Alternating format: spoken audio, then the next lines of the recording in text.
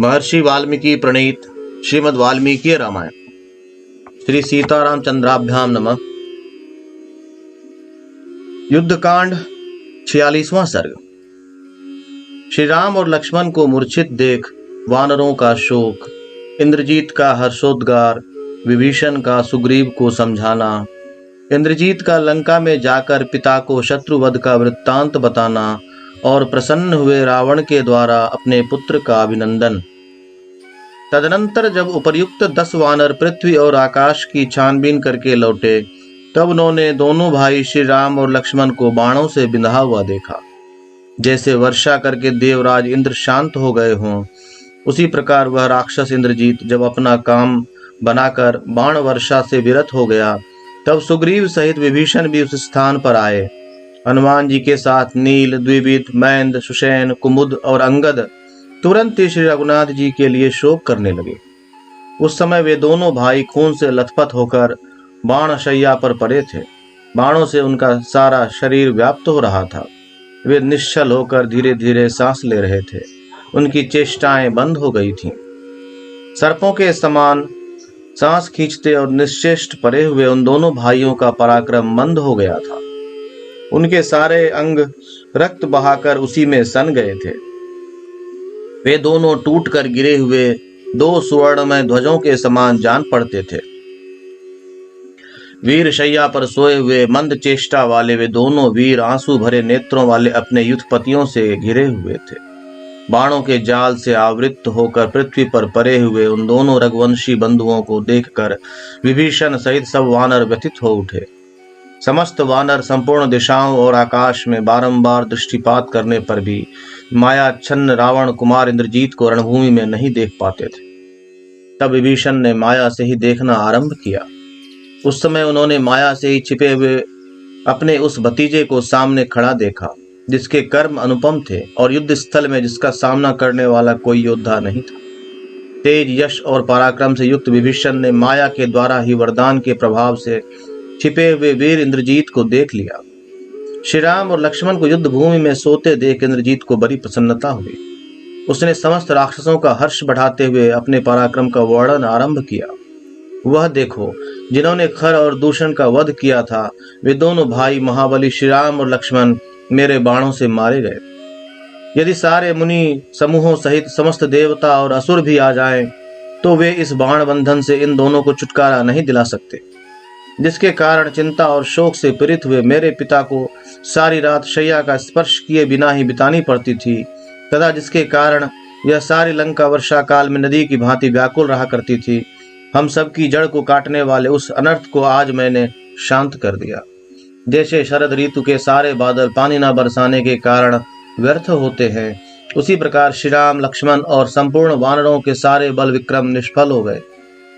अपनी ओर देखते हुए उन सब राक्षसों से ऐसा कहकर रावण कुमार इंद्रजीत ने वानरों के उस समस्त सुप्रसिद्ध युद्धपतियों को भी मारना आरंभ किया।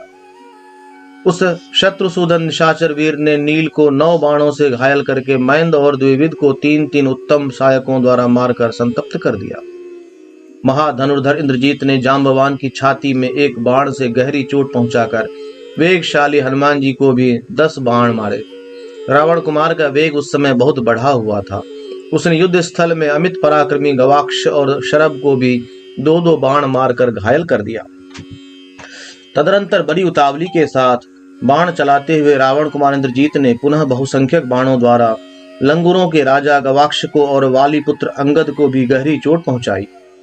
इस प्रकार अग्नितुल्य तेजस्वी सहायकों से उन मुख्य वानरों को घायल करके महान धैर्यशाली और बलवान रावण कुमार वहां जोर जोर से गर्जना करने लगा।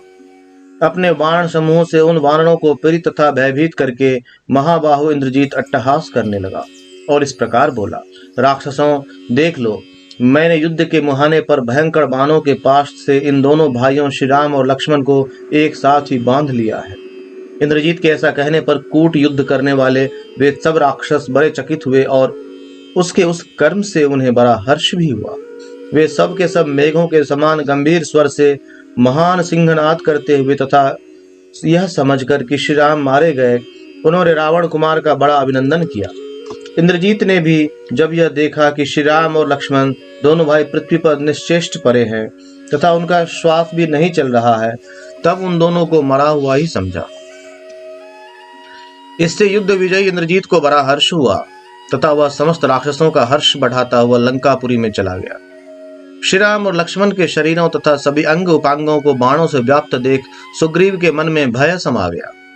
उनके मुख पर दीनता छा गई, आंसुओं की धारा बह चली और नेत्र शोक से व्याकुल हो उठे। उस समय अत्यंत भयभीत हुए वानर राज से विभीषण ने कहा, सुग्रीव डरो मत, डरने से कोई लाभ नहीं, आंसुओं का यह वेग रोको। वीर, सभी युद्धों की प्रायः ऐसी ही स्थिति होती है, उनमें विजय निश्चित नहीं हुआ करती। यदि हम लोगों का भाग्य शेष होगा तो ये दोनों महाबली आत्मा अवश्य मूर्छा त्याग देंगे। वानर राज, तुम अपने को और मुझ अनाथ को भी संभालो। जो लोग सत्य धर्म में अनुराग रखते हैं उन्हें मृत्यु का भय नहीं होता है। ऐसा कहकर विभीषण ने जल से भीगे हुए हाथ से सुग्रीव के दोनों सुंदर नेत्र पोंछ दिए। तत्पश्चात हाथ में जल लेकर उसे मंत्रपूत करके धर्मात्मा विभीषण ने सुग्रीव के नेत्रों में लगाया। फिर बुद्धिमान वानर राज के भीगे हुए मुख को पोंछकर उन्होंने बिना किसी घबराहट के यह समयोचित बात कही, वानर सम्राट, यह समय घबराने का नहीं है। ऐसे समय में अधिक स्नेह का प्रदर्शन भी मौत का भय उपस्थित कर देता है।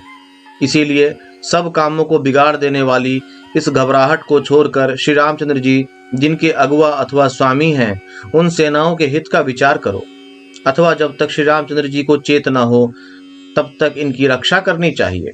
होश में आ जाने पर ये दोनों रघुवंशी वीर हमारा सारा भय दूर कर देंगे। श्री राम के लिए यह संकट कुछ भी नहीं है, ये मर नहीं सकते हैं, क्योंकि जिनकी आयु समाप्त हो चली है उनके लिए जो दुर्लभ लक्ष्मी है वह इनका त्याग नहीं कर रही है। अतः तुम अपने को संभालो और अपनी सेना को आश्वासन दो, तब तक मैं इस घबराई हुई सेना को फिर से धैर्य बंधाकर सुस्थिर करता हूँ। कपिश्रेष्ठ, देखो इन वानरों के मन में भय समा गया है, इसीलिए ये आंखें फाड़ फाड़ कर देखते हैं और आपस में कानाफूसी करते हैं। मुझे हर्षपूर्वक इधर उधर दौड़ते देख और मेरे द्वारा धैर्य बंधाई हुई सेना को प्रसन्न होती जान ये सभी वानर पहले की भोगी हुई माला की भांति अपनी सारी भय शंका को त्याग दें। इस प्रकार सुग्रीव को आश्वासन दे राक्षस राज विभीषण ने भागने के लिए उद्यत हुई वानर सेना को फिर से सांत्वना दी। इधर महामायावी इंद्रजीत सारी सेना के साथ लंकापुरी में लौटा और अपने पिता के पास आया। वहां रावण के पास पहुंचकर उसने उसे हाथ जोड़कर प्रणाम किया और श्याम लक्ष्मण के मारे जाने का प्रिय संवाद सुनाया। राक्षसों के बीच में अपने दोनों शत्रुओं के मारे जाने का समाचार सुनकर रावण हर्ष से उछल पड़ा और उसने अपने पुत्र को हृदय से लगा लिया। फिर उसका मस्तक सूंघकर उसने प्रसन्न चित्त होकर उस घटना का पूरा विवरण पूछा। पूछने पर इंद्रजीत ने पिता को सारा वृत्तांत ज्यों का त्यों निवेदन किया और यह बताया कि किस प्रकार बाणों के बंधन में बंधकर श्री राम और लक्ष्मण को निश्चेष्ट एवं निस्तेज किया गया है। महारथी इंद्रजीत की उस बात को सुनकर रावण की अंतरात्मा हर्ष के उद्रेक से खिल उठी। दशरथ नंदन श्री राम की ओर से जो उसे भय और चिंता प्राप्त हुई थी उसे उसने त्याग दिया और प्रसन्नता पूर्ण वचनों द्वारा अपने पुत्र का अभिनंदन किया। इस प्रकार श्री वाल्मीकि निर्मित आर्ष रामायण आदि काव्य के युद्ध कांड में 46वां सर्ग पूर्ण हुआ।